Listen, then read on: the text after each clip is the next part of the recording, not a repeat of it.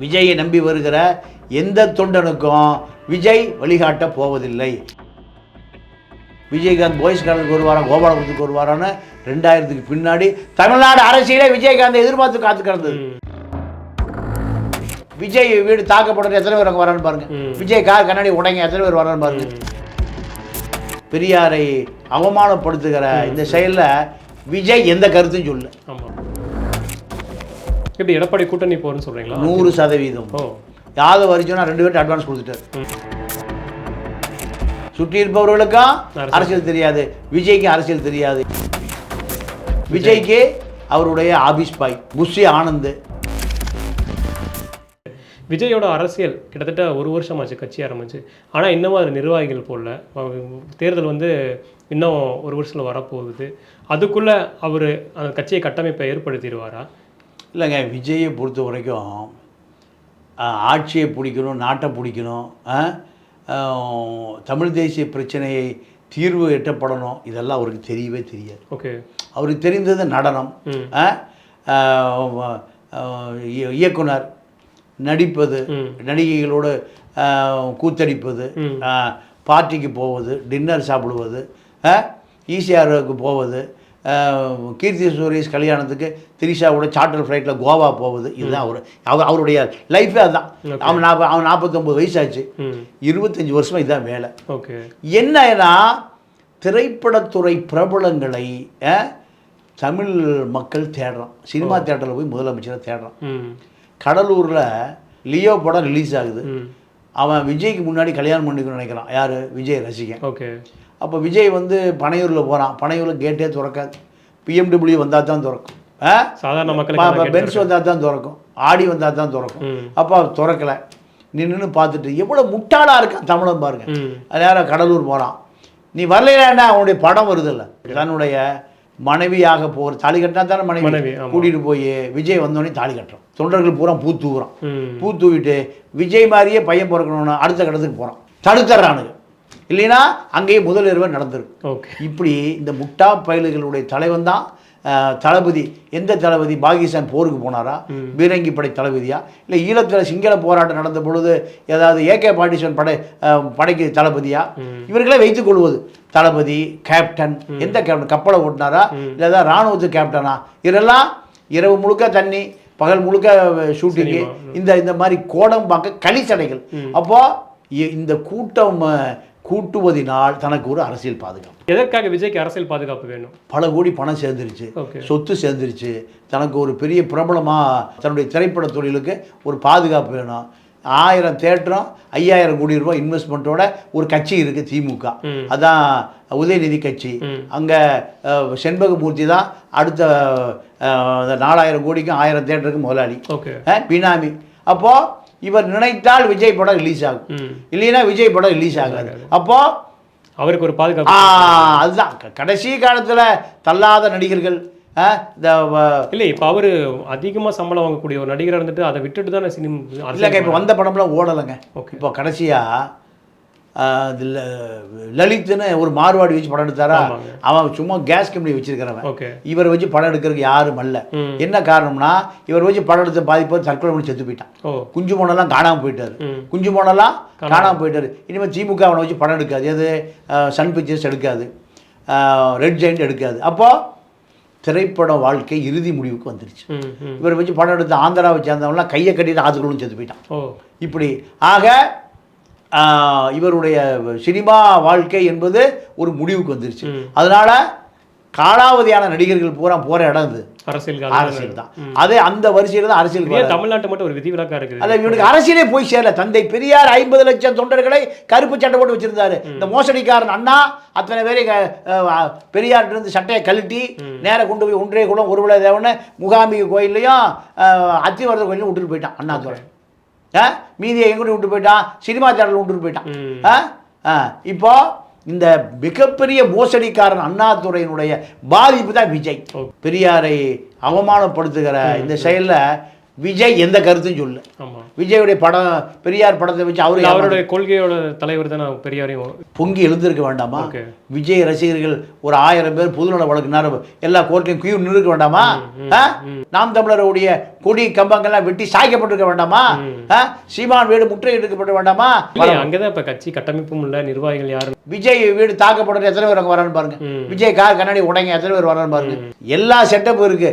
ஏன் அக்டோபர் 27 விக்கிரவாண்டியில கூண்டம் பூரா யாரு? விஜய் பார்க்கணும் தானே வந்தான். நீங்க சீமானுக்கு அதே பாலிசி தான் விஜய்க்கு. நீங்க ஏன் கல்யாண சுந்தரமும் ராஜீவ்காந்தி ஏன் வெளியே போனாங்க? பணம் கொடுக்குறான் அதிமுக வேலுமணி. பணம் வேண்டாம், சாரி சீட்டு வேண்டாம், பணத்தை மட்டும் கொடு. ஓகே. அப்போ தான் பார்த்தா ராஜீவ்காந்தி கல்யாண சுந்தரம் எந்த காலத்திலும் நம்ம எம்எல்ஏ ஆக முடியாது. இவருக்கு தேவை காந்தி தான் வேணும், நம்ம தேவையில்லை. அதனால தான் ரெண்டு கட்சிக்கு போனாங்க. இப்போ வெளியே போன 5 மாவட்ட செயலாளர் சந்திச்சேன். அதே அது 5 மாவட்ட செயலாளரை சந்திச்சேங்க. 5 பேர் அதே குற்றச்சாட்டு தான். இவர் எந்த காலத்திலையும் 500 பேர் தொண்டர்களோடு உள்ள மாவட்ட செயலாளர்கள் அத்தனை பேர் கட்சி விட்டு போறதுக்கு என்ன காரணம்? இவர் பெட்டி அரசியலை மட்டுமே செய்கிறார். பெட்டி அரசியல் மட்டுமே செய்கிறார். இவர் மக்கள் நல பிரச்சனைகளை அரசியல் செய்வதில்லை. உதாரணத்துக்கு விக்கிரவாண்டி இடைத்தேர்தலில் அந்த தொகுதி மாவட்ட செயலாளர் இல்லாமல் அபிநயாவா பொட்டியை வாங்கிட்டு போட்டார். அந்த மாதிரி என்ன சொல்லுது, எனக்கு ஒரு பெரிய விளம்பரம் கிடைச்சிருக்கு, நான் அதிமுக திமுகவுக்கோ எதிர்காலத்தில் போவதற்கு இது ஒரு வழி. அப்போ தொண்டை பூரா இழிச்சு வாயினா இதைத்தான் மாவட்ட செயலாளர் பூரா இந்த ஆள் இருக்க வரைக்கும் இந்த இவர்களை அடமான வைத்து வாழக்கூடிய ஒரு இழி பிறவி. இது மேல் இருப்பது அரசியலுக்கு எந்த பிரயோஜனம் இல்லைன்னு கிளம்பி இதே நிலைமை தான் விஜய். விஜயை நம்பி வருகிற எந்த தொண்டனுக்கும் விஜய் வழிகாட்ட போவதில்லை. மொத்தமாக கொண்டு போய் எடப்பாடிட்டு வித்துட்டு எடப்பாடியிட ஒரு 2000 கோடியை வாங்கிட்டு என்ன பண்ணுவார்? எப்படி எடப்பாடி கூட்டணி போறேன்னு சொல்றீங்களா? 100%. யாதவ் அர்ஜுனா 2 பேர்ட்டு அட்வான்ஸ் கொடுத்துட்டார். யாதவ் அர்ஜுனா கள்ள லாட்டரி பணம் நிறைய இருக்கு. 2 பேர்ட்டையும் சேர்த்து அதிமுக ஆட்சி வந்த பிறகு 20,000 கோடி ரூபாய் லாட்டரியும் வந்துவிடும். இது அவருடைய அஜெண்டா. அதிமுக நோக்கி தான் விஜயோட கூட்டணி இருக்க போகுது. அதிமுகவால் விலைக்கு வாங்கப்படுவார். இவர் விலைக்கு வைக்கிறீங்கன்னா 2ஆம் கட்ட தலைவர்களை திமுக விஷன் 200 எல்லாத்தையும் பர்ச்சேஸ் பண்றதுக்கு லிஸ்ட் வச்சிருக்காங்க. அதிமுக விஷன் 300. இங்க ஒரு பெரிய திட்டம் இருக்கு. என்ன? வாக்கு வங்கிக்காக விஜய் கட்சியினுடைய 2ஆம் கட்ட தலைவர்களை பர்ச்சேஸ் செய்து விடுவாங்க. அங்க 2ஆம் கட்ட தலைவர்களை உருவாக்கிட்டாங்களா விஜய் கட்சியில? ஊருக்கு 10 பேர் இருக்கான் விஜய் ரசிகர் மன்றம்னு, குடி பிடிச்சிட்டு இருக்கான். முதல்ல ரஜினி ரசிகர் மன்றம் தான்ல, அதே போல அவருக்கு அத்தனை பேரும் திமுக அதிமுகவுடைய கள்ளப்பணத்தால் விலைக்கு வாங்கப்படுவார்கள். விலைக்கு வாங்கப்படுகிற பொழுது விஜய்யுடைய நிலைமை ரொம்ப பரிதாபமாக போயிடும். அதற்கு முன்பு அவரே எடப்பாடியிடம் விலை போய்விட்டால் தப்பிப்பார். அதான் விஜய் மிகப்பெரிய தாக்கத்தை 2026 தேர்தலில் கொடுப்பாரு. ஏன்னா அவ்வளோ இது இருக்குது, அவருக்கான கிரவுண்டு நல்லா ஸ்ட்ராங்காக இருக்குது. அப்படிங்கிறதெல்லாம் எப்படி பார்க்குறீங்க? இல்லை, அவருக்கு ஒரு தேர்தலில் நின்று அவருடைய வாக்கு வங்கியை நிரூபிக்கணும் எல்லாத்துக்கும். நிரூபித்தால் மட்டும்தான் விஜய் தாக்கு பிடிப்பார். வாக்கு வங்கியை நிரூபிக்கலைன்னா ரஜினிக்கு நேர்ந்தது அவருக்கு. அதான் கிட்டத்தட்ட 1 வருஷமாச்சு, இன்னும் நிர்வாகிகள் போடாமல் இருக்காங்க. இது என்ன காரணமாக இருக்குன்னு? இல்லை, அவருக்கு சரியான அரசியல் தெரியல. விஜய்க்கு அவருடைய ஆபீஸ் பாய் புஷி ஆனந்த் ரசிகர் மன்ற தலைவர், இப்படி ஒரு 4-5 பேர், இவர்கள் தான் பொருளாளர், செயலாளர், தலைவர், இப்படி ஒரு அமைப்பு. செஞ்சி ராமச்சந்திரன் ஆலோசகர்னு சொன்னாங்க, இன்னைக்கு வரைக்கும் ஆளக்கான. அவரை கேட்டால் சொல்றாரு, காலையில் ஒன்று மத்தியானம் ஒன்று சாயங்காலம் ஒன்று பேசுறாரு. நான் போய் என்னுடைய அரசியல் அனுபவத்தில் அவர்கிட்ட ஒரு வாரம் கூட தாக்கு பிடிக்க முடியாதுட்டார். இது அவர். ஆனால் அரசியலில் மிக தெளிவாக இருக்கிறார் விஜய் அப்படிங்கிறாங்களே அவங்களை சுற்றி இருக்கிறவங்க. சுற்றி இருப்பவர்களுக்கும் அரசியல் தெரியாது, விஜய்க்கு அரசியல் தெரியாது என்பதுதான் முழு உண்மை. அரசியல் தெரியாமல் எப்படி இவ்வளோ பெரிய ஒரு நம்பிக்கையோட வராரு கட்சி? இல்லைங்க, நீங்கள் வைகோ நம்பிக்கையோடு தான் வந்தார், ராமதாஸ் நம்பிக்கையோடு தான் வந்தார், விஜயகாந்த் நம்பிக்கையோடு தான் வந்தார். இந்த நம்பிக்கையில் என்னாச்சு? 1% போய் நிற்குது. ராமதாஸ் வருகிற பொழுது நீங்கள் 2000க்கு முன்பு ஜெயலலிதாவும் கருணாநிதி காத்திருப்பார்கள் ராமதாஸுக்காக. காணாமல் போயிட்டார். அதுக்கு பிறகு விஜயகாந்த் வந்தார். விஜயகாந்த் பாய்ஸ் கார்டனுக்கு ஒரு வாரம், கோபாலபுரத்துக்கு ஒரு வாரம்னு 2000க்கு பின்னாடி தமிழ்நாடு அரசியலே விஜயகாந்தை எதிர்பார்த்து காத்து கிடந்தது. என்ன ஆனார்? பிரேமலதா இப்போ 1.5% இருக்கு. இப்போ 2026க்கு பிறகு விஜய் 10% ஓட்டு வச்சிருக்காருன்னு நம்புகிறாங்க.